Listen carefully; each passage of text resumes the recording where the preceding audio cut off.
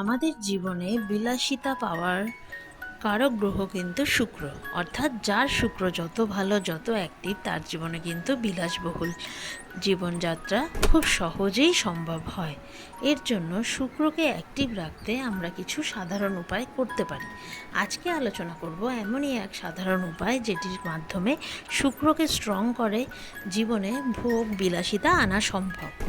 এই উপায়টি করার জন্য প্রতি শুক্রবার সকালে স্নান সেরে এসে অবশ্যই সকাল 10টার আগে এক বাটি পায়েস তৈরি করতে হবে শুদ্ধ বস্ত্র পরে, অর্থাৎ স্নান সেরে এসে ভালো একদম কাঁচা জামা কাপড় পরে এক বাটি পায়েস তৈরি করতে হবে। পরে আমরা যেভাবে ঠাকুরকে ভোগ দিই ঠিক সেইভাবেই একটা পরিষ্কার কাচের বাটিতে দিতে হবে এক বাটি ভরে। সেটি কোনো নিডি পার্সন, অর্থাৎ যে কোনো দুস্থ, কোনো সেটা বাচ্চা হতে পারে, বড় হতে পারে, বা কোনো বাচ্চা মেয়ে হতে পারে, কোনো বয়স্ক মহিলা হতে পারে, পারলে কোনো মহিলাদেরই দেবেন। যদি তাদেরকে ওই পায়েসটা খাওয়ানো যায়, এরকম করে পরপর 6টি শুক্রবার করে দেখো, খুব উন্নতি পাবে।